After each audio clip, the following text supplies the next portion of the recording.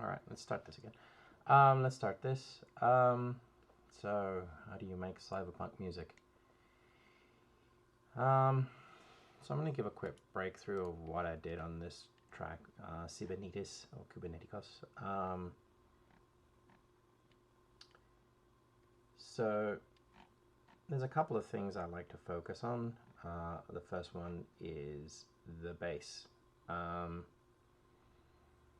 Keys and basses. But the first one, apart from selecting a key, your BPM should be anywhere between 100, not 100, 80 to at most 100. You can go lower than that. So you're kind of looking for kind of a slow tempo kind of thing. Not a slow tempo, but you know, not too slow, but not anything above 110, really not 120, unless you're going for that Metallica industrial feel. So, and then scales. So the other part I tend to focus, apart from BPM initially when setting this up, is the scale. So I tend to stay around, use the C as my root, but because it makes it easy to work with. But then I look for interesting scales that are darker in tonality. So things like Phrygian dominant scales, which can be heard in the soundtrack of Dune. And other things like harmonic minor scales, other than just minor scales, but things like harmonic minor scales, Phrygian dominant, Locrian, super Locrian. Tend to go for those types of scales that make the sound a bit more darker. And then I start to work on the bass, since that's primarily where most of the emphasis from what I've listened to in cyberpunk music tends to come from. You know, you have simple lead instruments and more polyrhythmic basses going in there, and that's where the bulk of the energy of the track will be. So start with what the rhythm of the bass will be. So in this one, it's because we start off in D Phrygian dominant, we're at bass 2, D2, and if we were to listen to this by itself,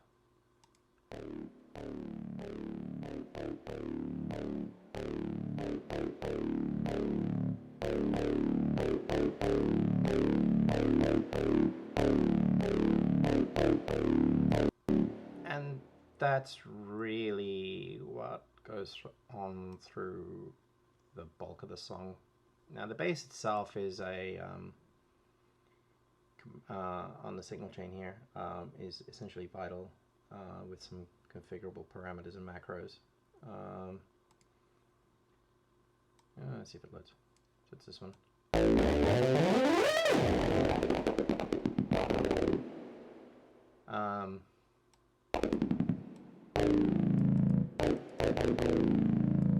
Yeah, it's inspired by that Cyberpunk 2077 video. And you can see it's just vital, with some band passing, some pitch tracking on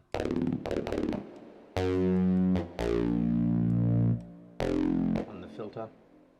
So we've got 3 waveforms. There's a sub here and like a basic sawtooth and another wavetable, and that's shaped through the envelope, which is normal. And the effects is where it get a little bit more. So we want to clip and distort the sound as much as we can. So the first thing we do, because of the bass and we want it to be thick, we add chorus. So we add like 8 additional voices onto it, and then we distort it with a hard clip, which will generate even more harmonics. and then we compress it and then add a digital notch, so that way it just changes the sound a little bit.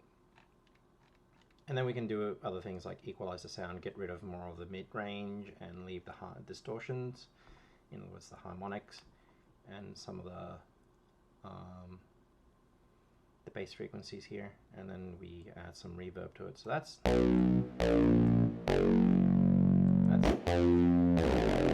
this bass in effect. You can see the matrix modulation there. So the macros are mapped, which are controlled through the DAW. Distortion, filter cutoff, equalizer cutoffs, how much of the modulation happens. But yeah, this is a free VST. It's very digital, vital. It's the free version of what people like to call the free version of Serum. It's very versatile. So this goes through a signal chain, which most of it is switched off at the moment for this particular track, but the last one is the compressor, because we want to also kind of limit how much noise goes up, how much of the sound goes per, we want to restrict the amount of sound, that limit the amount of volume that comes out through the bass, because we don't want necessarily to overpower everything else.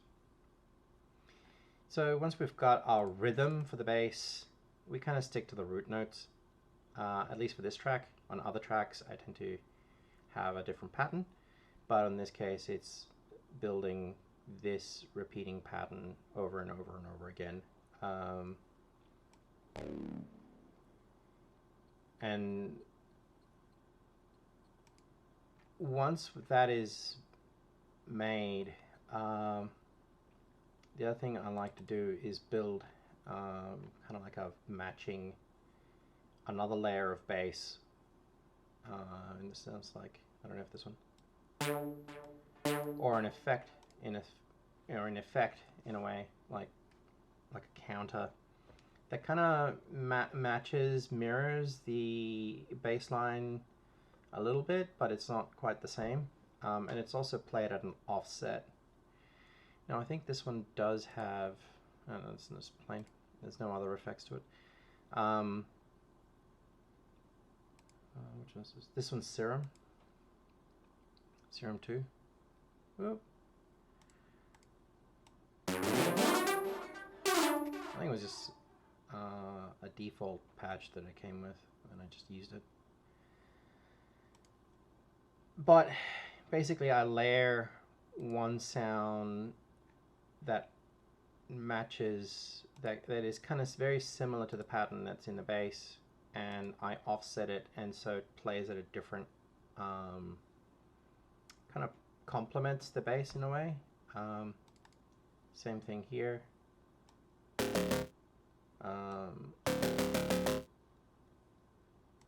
Where the different sounds get stacked and they kind of produce a kind of like a semi-polyrhythm kind of thing. So if I can remember how to do this properly.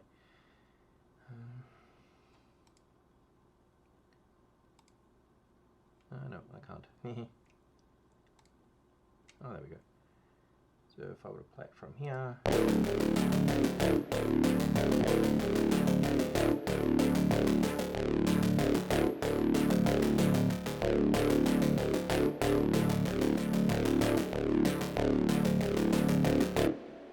And so that creates that kind of polyrhythmic effect in the track.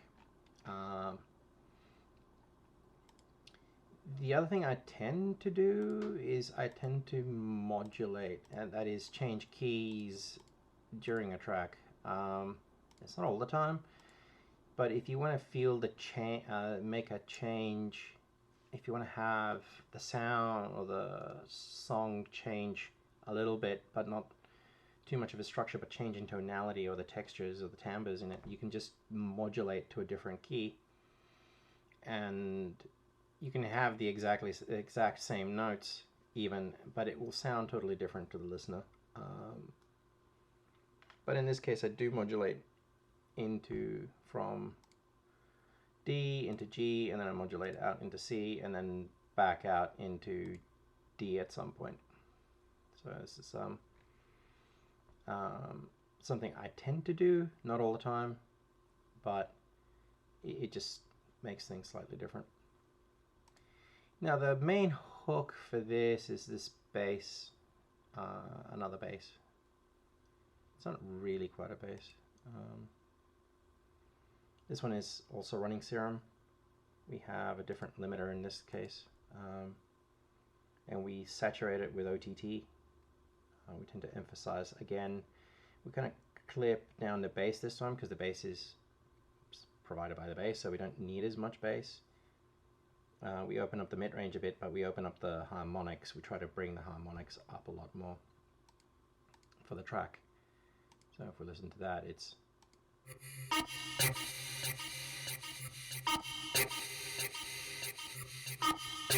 fairly simple. And this acts as a complement. Let's show scale. So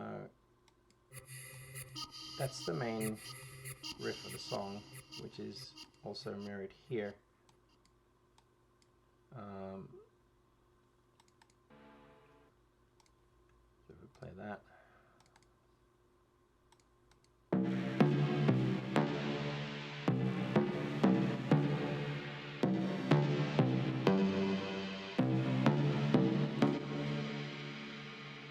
It's called the red one because that's the way I could identify it at some time.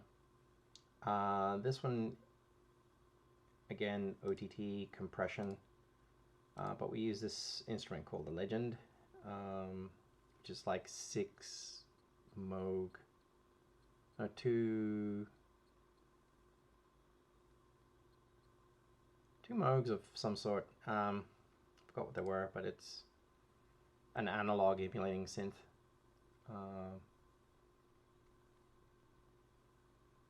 And again, it's a bunch of stacked sounds with some additional processing in the background. If I go to the effects, which I can't remember how to do, oh, there we go. You know, add reverb, delay. Again, this is just a modified preset where I've changed a few things, but just to make it a little bit growlier. I do have some automation. Not a lot. Oh wait, filter cutoff. Yeah, so to make the sound like it's, to make it sound, make the riff sound like it's moving even more, because it's fairly basic. It's not that complicated. I added a filter that kind of changes slowly, and not by a lot, but it just adds movement. So it just kind of changes the timbre a little bit of the sound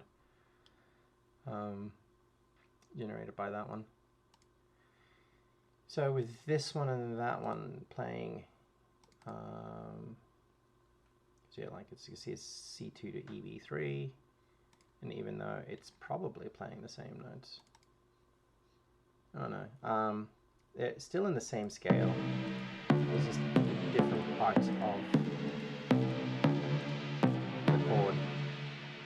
So if you think of it, it's like it starts at a chord, and then you can use a suspended chord or augmented chord, and then you take out which parts of the chord are going to be played on different instruments, and then that does, so that way it gets a different texture.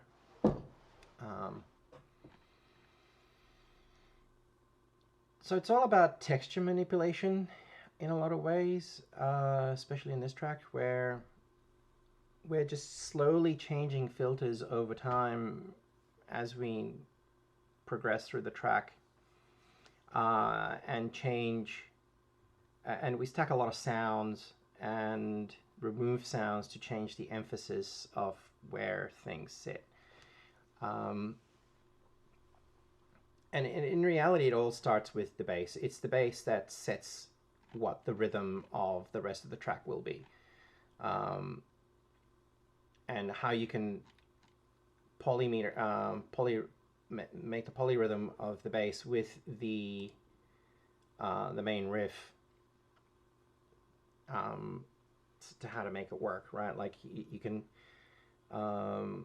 how they both complement each other, so that way like you end up with this you know, kind of like evolving texture over time, but even though it's just the same repeating pattern between the two, the interaction between both kind of makes it more interesting.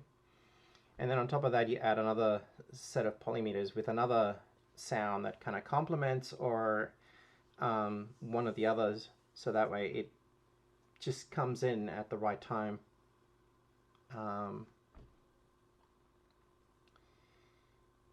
But and then the usage of automation to then track, change the emphasis. So like in this one, we kind of changed the texture, but in other places the emphasis is changed. So like in this case, the no, I haven't changed it here. It's just a bug.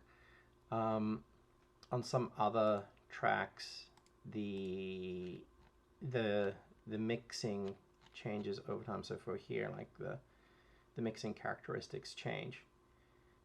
And on other tracks that I have, if I want to change the emphasis, I might reduce the volume of one and increase the other. But yeah, to start off with, a lot of it is to do with distortion and controlling the amount of distortion, generating a whole bunch of harmonics, making sure that the energy that of your track sits mostly within the bass, because you want that growl. And that means consequently that you will have to do a lot of bandwidth passing. So you have to work out where certain tracks have where the frequency ranges for each instrument sit, or where the frequency ranges for each track sits, because it can get very muddy if if your bass is out of control, it will sound very muddy, and it will carry those harmonics to the upper registers, which may not be what you want, because then they will interfere with the sounds from the leads or other sounds that might conflict with it. So you might want to control it a bit there. But yeah, like 80%, anywhere between 50 to 80% of the energy of your track should be in the bass. And for the most part, a lot of it is to do with, at least the way that I think about it and I start with the rhythm of the bass, what that rhythm should look like, how can I make it into a polymeter, a polyrhythm, convert that up into the things that would complement the bass, and then add the leads as to see fit.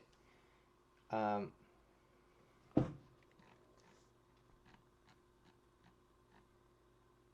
yeah, the bass for this one's fairly straightforward. It's just basically this Vital preset that I made ages ago. That was inspired by Cyberpunk 2077. And you can find a lot of people that provide a walk-in through tutorial on how to get this on Vital, which I probably used one of them and then I tweaked it to suit my own needs.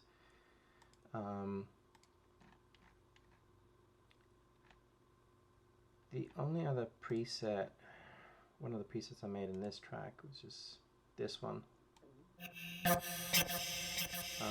which is just a wavetable, two wavetables that kind of like create this weird wisping sound.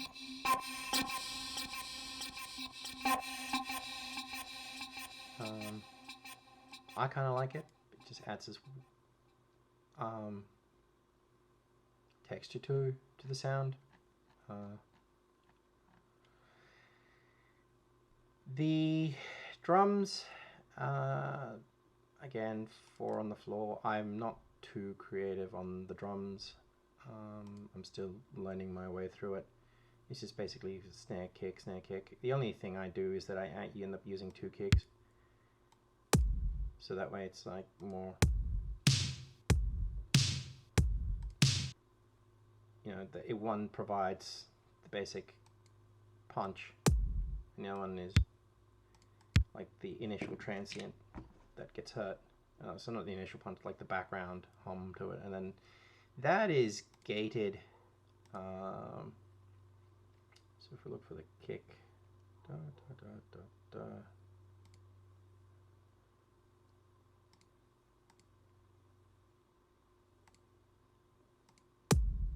So this goes through here, which then gets sent to a gate reverb that,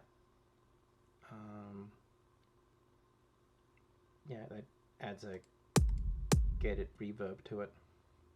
This is then equalized, so then to remove any other weird transients that happen with when you add this sort of thing. Because sometimes what happens is you end up with the reverb itself being put in the drum. You don't want that.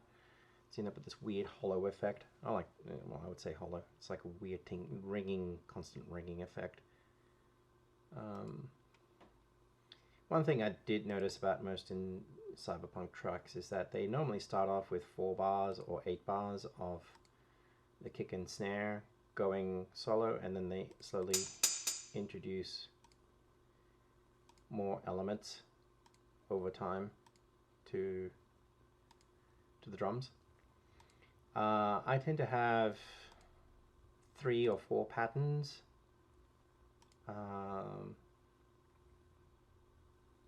So it's, which I clone around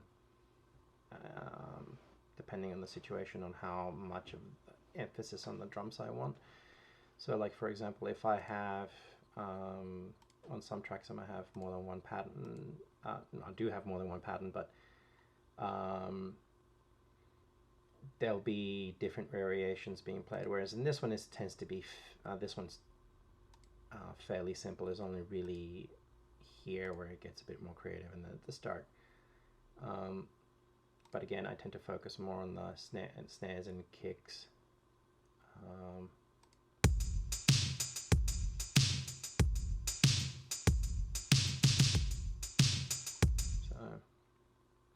Nothing too fancy there.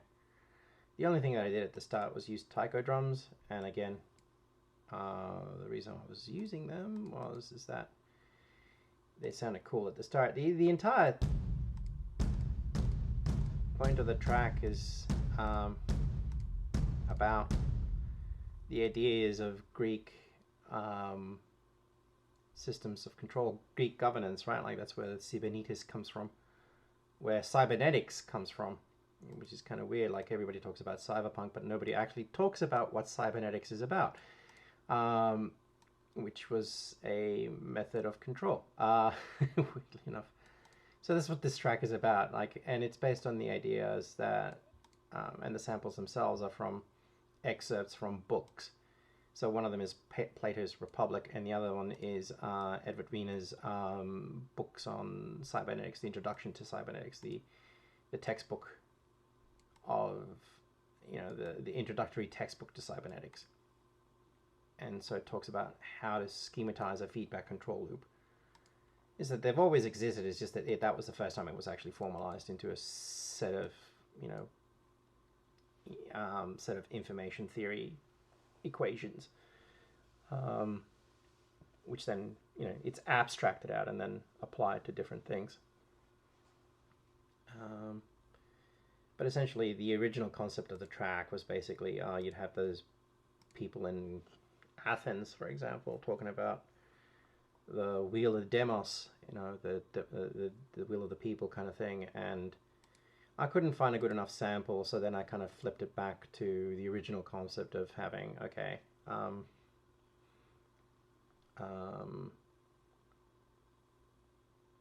talking about where cybernetics comes from. And as far as the chanting's concerned, again, that was a throwback to the original idea where, like, the idea was that, you know, kind of like in this film scene, people demanding to know what the will of the gods was, you know, and this was the will of the mob, the demos talking in a way. And then you have the quotes you know, people talk, the quotes from the other parts talking about how that needs to be controlled, kind of thing. And that was the premise of the track. As far as the samples were just text-to-speech samples. They're much bigger than their that I actually use. For the most part, I've tried to increase the volume in some ways. The post-processing happens on more on this layer, where I just tend to bit crush it. I think, so I kind of cut the frequencies low and high. I bit crush it and then I apply some reverb to it, which I think is tied to the VPM. Maybe, I can't remember now. And yeah, I just manually align them to where in the track I wanted it to come in and fade out.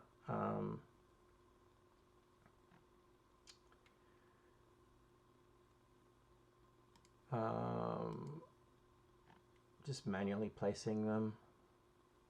I tend to switch off warping because I know that Ableton has this thing where it can warp and you can really align it to specific areas in the beat, but then it distorts. It makes it sound even more distorted. So I don't tend to do that, because if I'm applying distortion already, I'm not trying to add, let's say, a hi-hat or a drum loop that needs to be set at a certain BPM. Rather, I'm trying to put a sample and try to keep it, and I will distort it in a way that I want to, and that's pretty much what I do there. But yeah, I would say start with a bass, try to find a bass that sounds good to you, and then layer the polyrhythms on top where you want the emphasis to be. And you can go as simple or as complex as you want on the leads. This track is fairly simple because the emphasis wasn't necessarily on the music itself. It's more on it was an experimental track, really, where I was just using the sound clips to drive that. And yeah, I can see where, like, I've dotted different effects. So this one is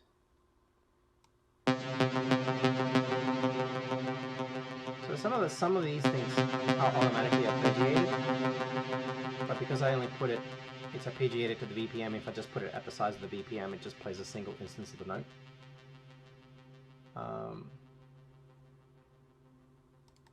And some of them are just they're either the same or almost the same.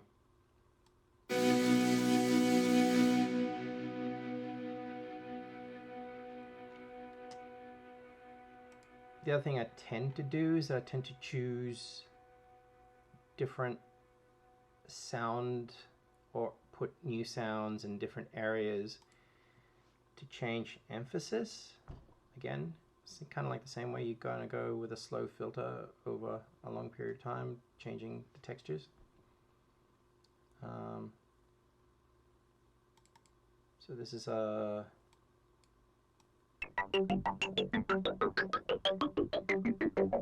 So I tend to play this one where Wiener comes in and he talks, whereas, or I think it's Robert Wiener, or I can't remember anymore. But I tended to put that one on certain areas of the track where a particular character was talking, or I wanted to change the slight tonality a bit. So this one was picked because it sounds like computers bleeping to people. So that's what I went with. No, not for any other particular reason. And this one just sounded nasty. For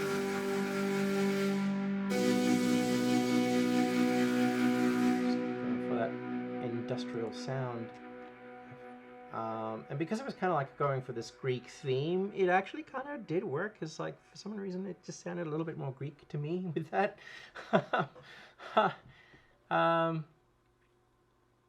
Yeah, unfortunately, I haven't used many of the, I haven't used any hardware since in this track.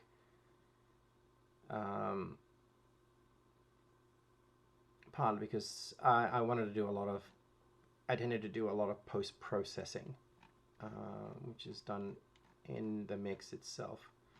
One of the weird facts about this track is that the VST used for the chants is this one called Secunda, and it's set to random. And you can see, so basically every time I hit a note, it plays a random chant. And so I alternate between the two random chants. And so every time you render this track, it comes out with a different chant, which just seems rather appropriate for it. So a couple of things, a few more things. I start off with taiko drums. I fade them out and I move into the main drum kit. Whoops. The track also starts with a drone. Again, this is also Secunda.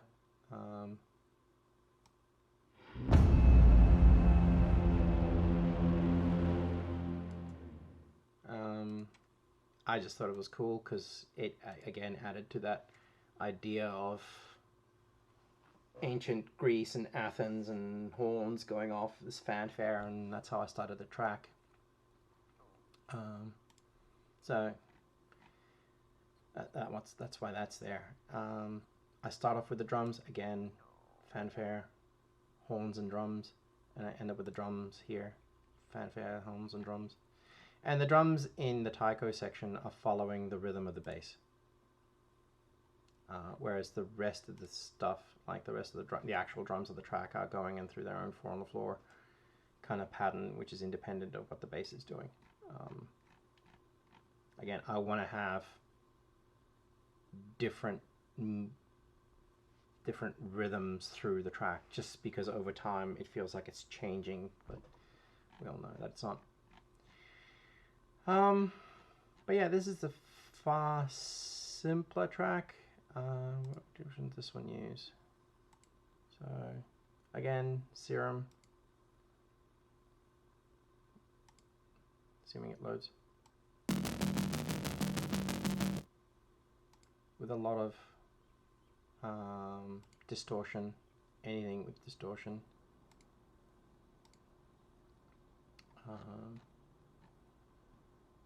And just controlling where that distortion goes. And just layering that on top. I mean, if we...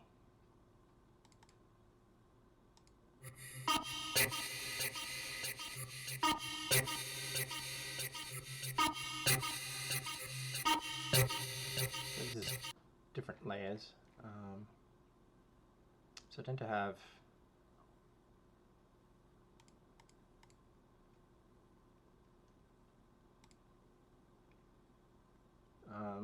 in terms of mixing, sorry, before I'll continue on.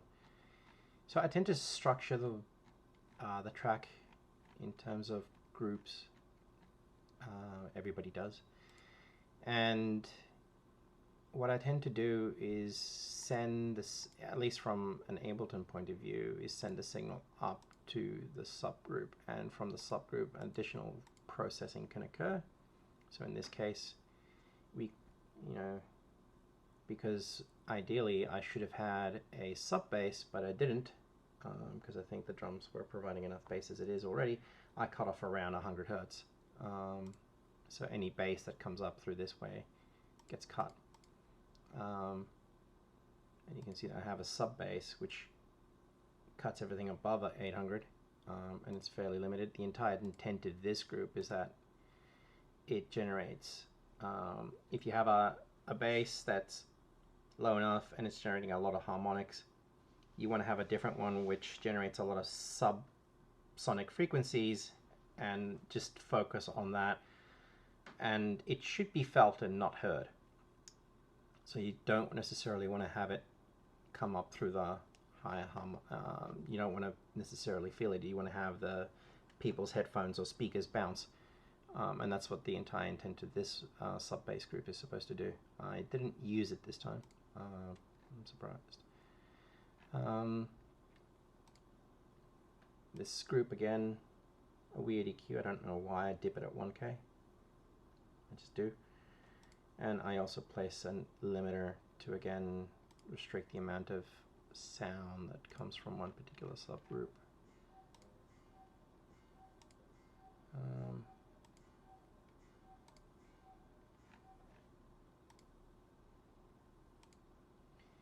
And yeah, in terms of using compressors and things, so if we listen to this track, part of it, and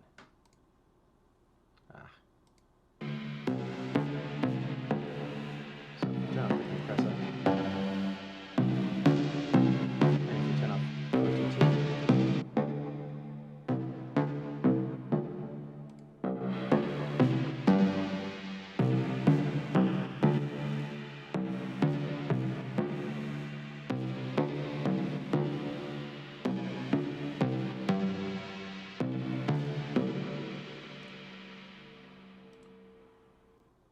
same as this.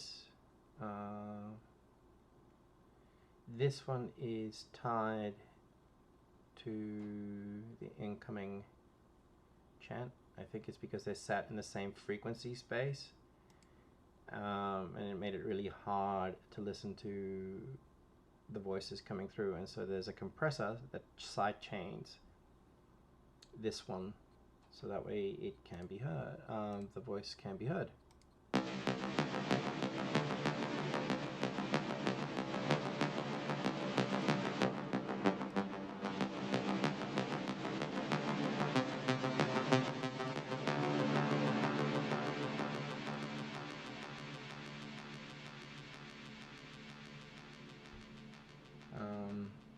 This one here.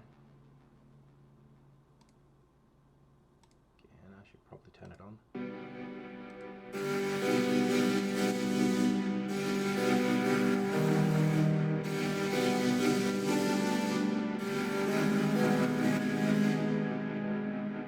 Again, this time I do a lot of convolution reverb and filtering and compression.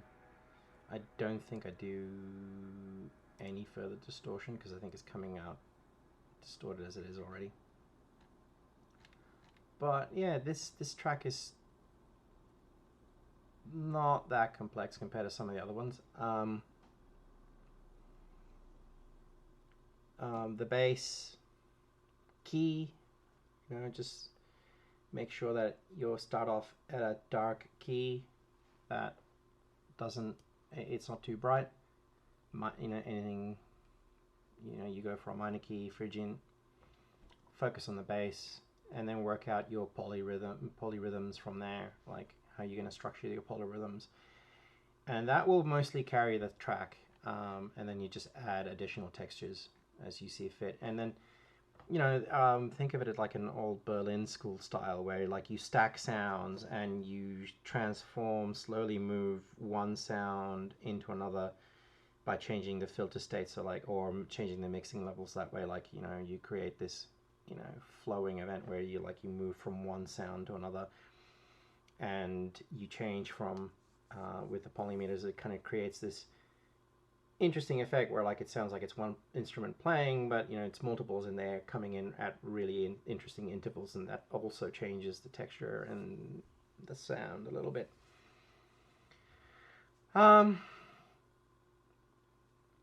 I'm hoping that that's a start. If you guys have any more questions on it, let me know. But yeah, that's how I work at a track.